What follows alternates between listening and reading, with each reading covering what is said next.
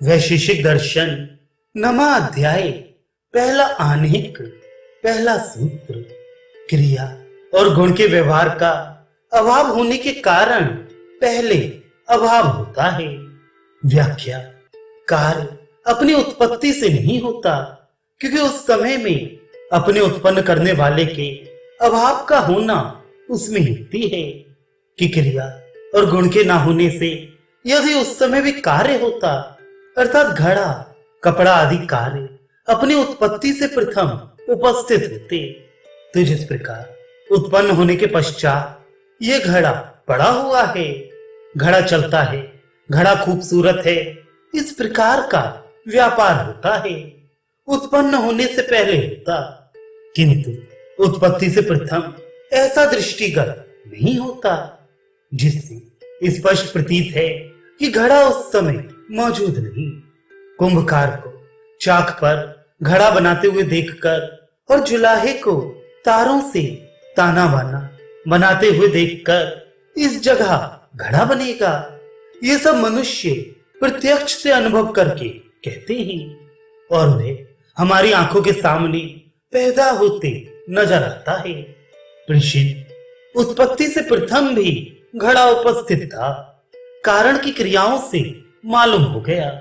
जैसे किसी मकान के अंदर कोई वस्तु हो और वह दृष्टिगत ना होती हो, उसको कोई मकान खोलकर निकाल लाए तो निकालने से प्रथम उसका अभाव नहीं होगा।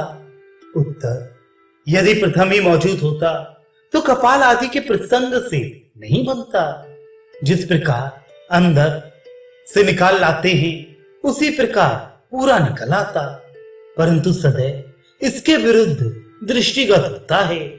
प्रथम कार्य के अवयव बनते हैं, फिर उनके संयोग से कार्य होता है। प्रश्न।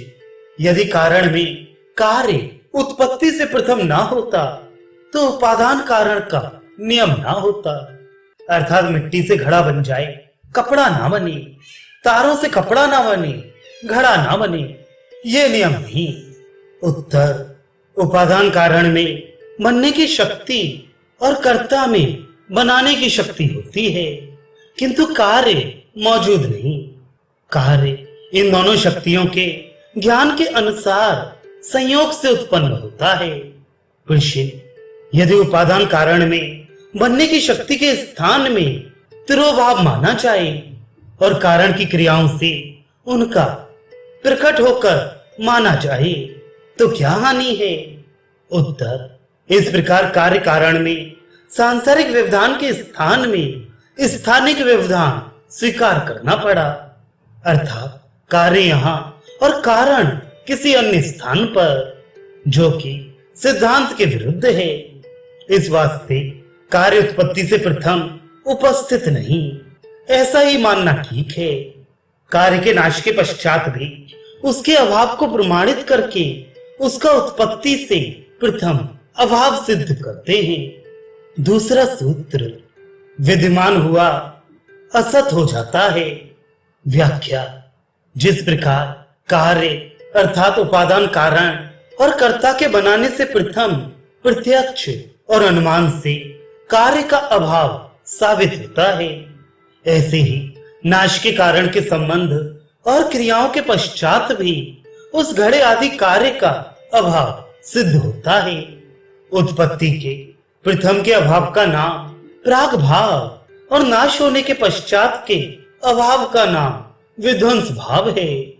प्रश्न। घड़ा ही विशेष अवस्था में टूटने के व्यापार अर्थात क्रिया को स्वीकार करता है, न कि घड़े के अतिरिक्त उसका विध्वंस अर्थात नाश होता है।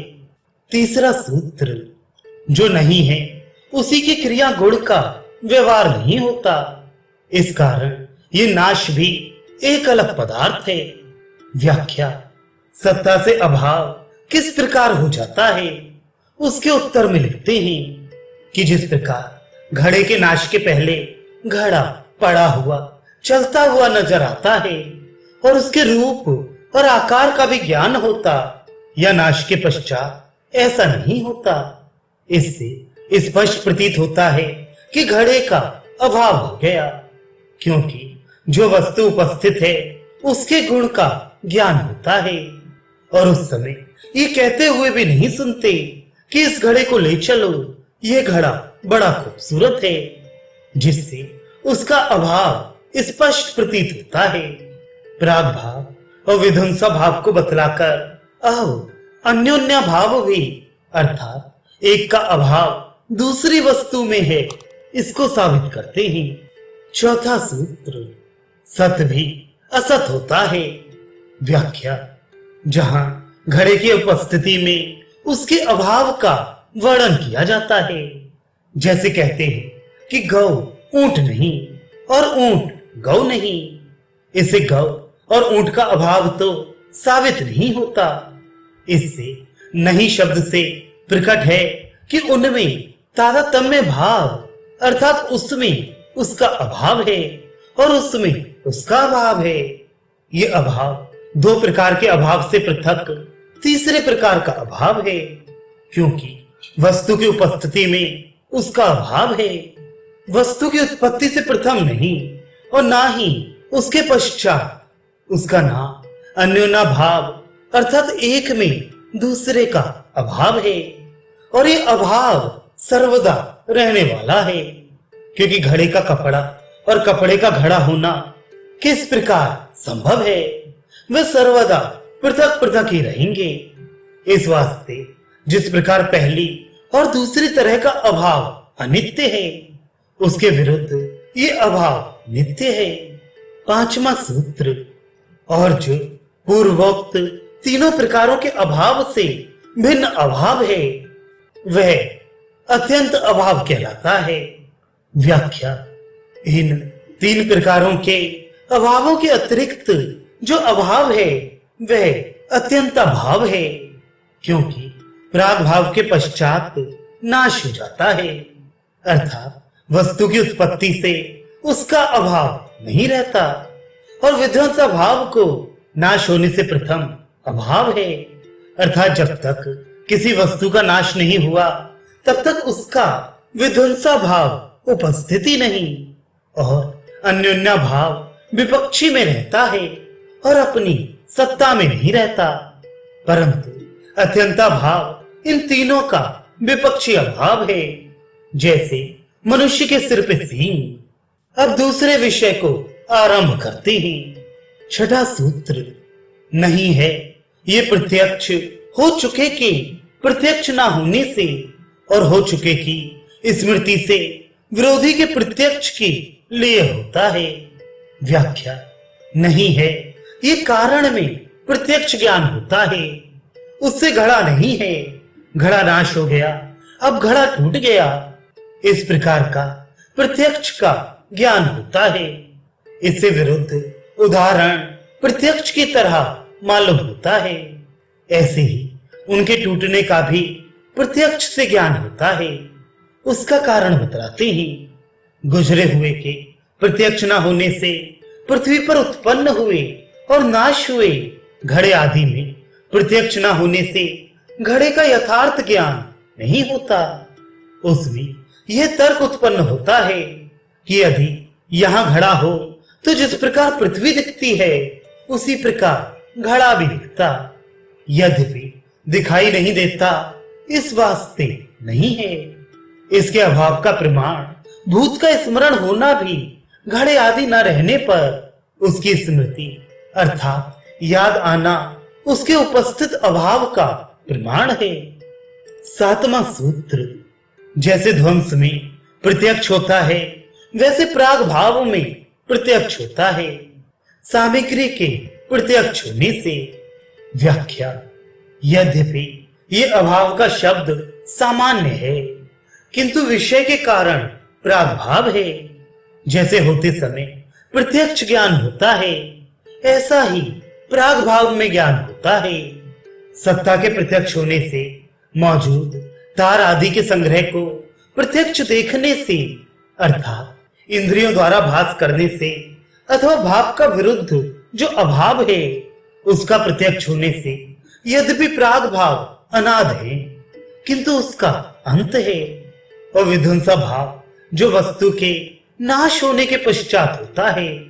यद्यपि उसका आदि है परंतु अंत नहीं। इस वास्ते ये दोनों अभाव की अवस्था विचार लेनी चाहिए। वरन आदि वाली वस्तु का ही अंत होता है, दूसरी का नहीं। अब अन्योन्य भाव अर्थात एक का अभाव दूसरे में को प्रत्यक्ष बतलाते हैं। 8वां सूत्र, इससे ये अघट है, ये अगौ है, ये अधर्म है, ये व्याख्या किया गया। व्याख्या, उपरोक्त बातों से ये स्पष्ट प्रतीत होता है कि गौ के जो गुण हैं वे प्रत्यक्ष से घड़े में नहीं पाए जाते और जो घड़े के गुण हैं वह गौ में नहीं पाए जाते।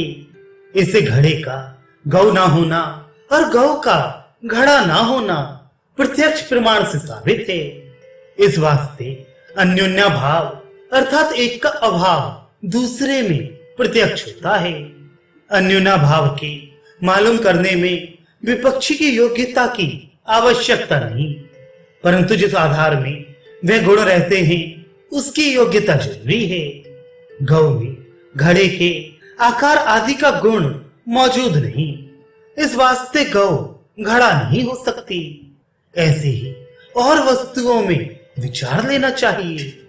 प्रश्न, दो विरुद्ध वस्तुओं के मालूम होने पर ही अन्योन्या भाव अर्थात एक का दूसरे में अभाव का ज्ञान हो सकता है। उत्तर, नहीं। अवयवी कारण अर्थात आश्रय में रहने वाला जाना हुआ अधर्म ही उसको पृथक करने वाला है, ना कोई दूसरी वस्तु उसको उससे पृथक अर्थात उसका उसमें अभाव साबित करने वाली है। अब अत्यंत अभाव को बताते हैं। 9वां सूत्र, हुआ नहीं है नहीं ये एक ही बात है। व्याख्या, हुआ नहीं है अब नहीं है ये ज्ञान विध्वंसा भाव को जाहिर करता है, और अब नहीं है ना कहकर केवल ये कहना कि नहीं है, इस अभाव से अत्यंत भाव का ही प्रत्यक्ष होता है।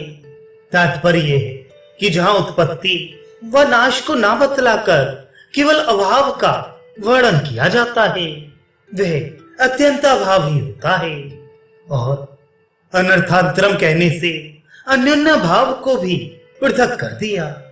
तात्पर्य यह है कि जो वस्तु ना कभी हुई हो और ना होने की आशा हो उस वस्तु का उस अवसर पर अत्यंत अभाव मानना चाहिए। भूतकाल और भविष्य कहने से तो प्राग भाव और विध्वंसा भाव से पृथक किया और उस आश्रय में नहीं ये ज्ञान का कारण बतलाया। इस वास्ते ये तीनों काल में रहने वाला अभाव अर्थात अत्यंत अभाव है, स्पष्ट प्रतीत होता है।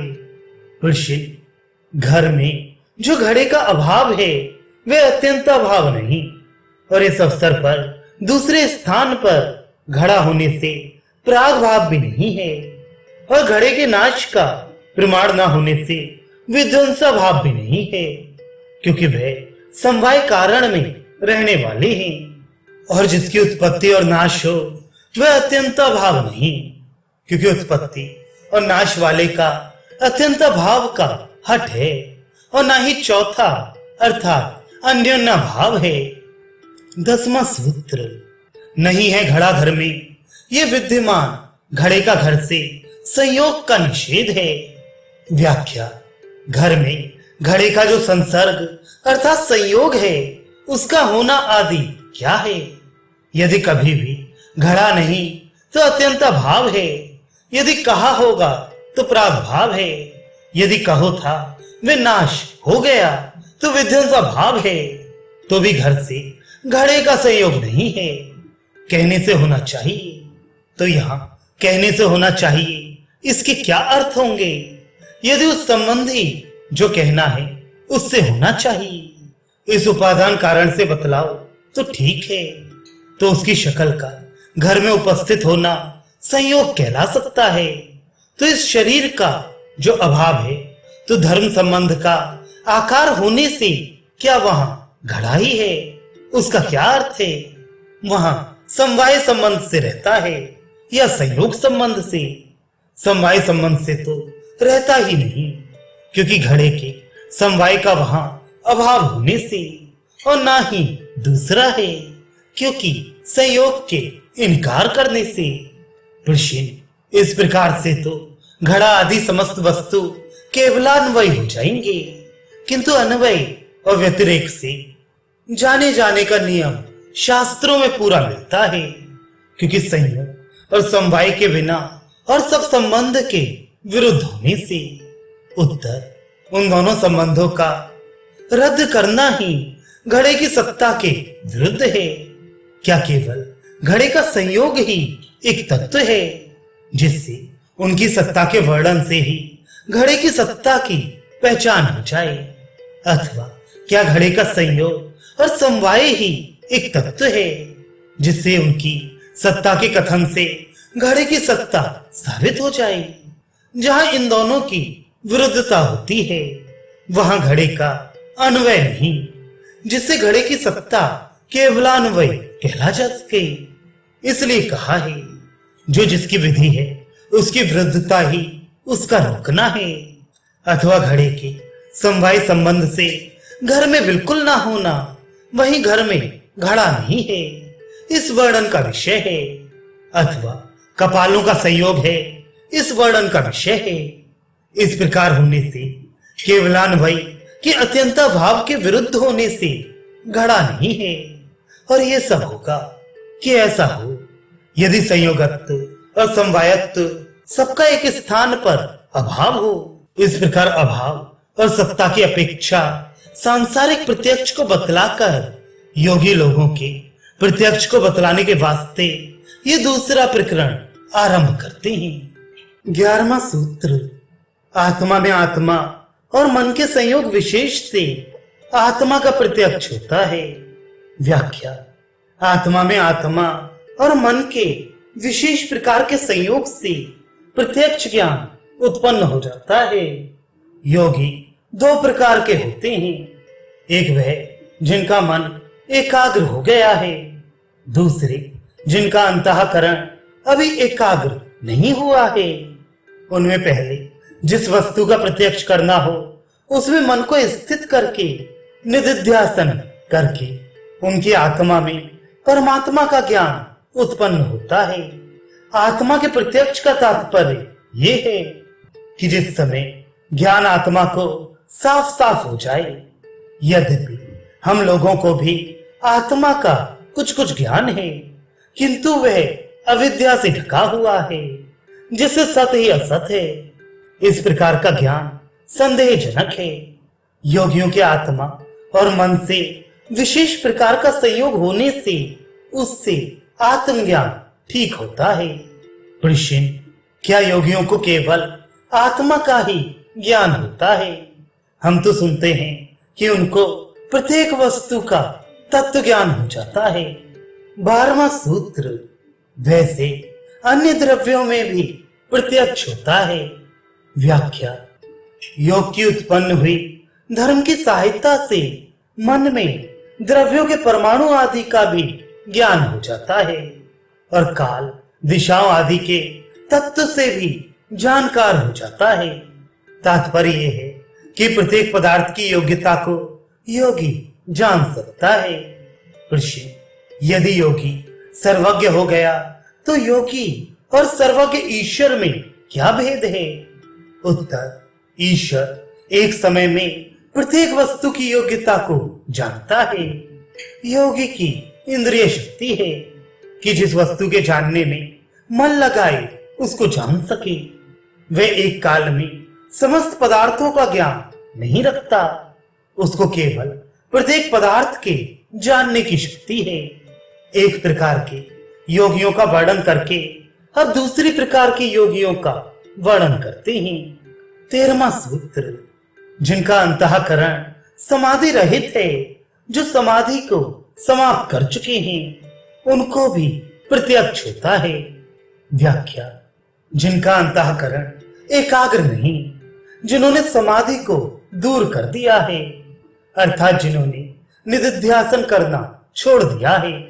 समाधि के अभाव से आत्मा आदि शुद्ध है, जिसके द्वारा सूक्ष्म वस्तु को देखने की शक्ति हो जाती है, और दूसरी श्रवण शक्ति प्राप्त करके समाधि में भी ज्ञान को अभाव अनुभव करता है। जब तक मोक्ष नहीं हो जाता तब तक उसका शरीर रहता है।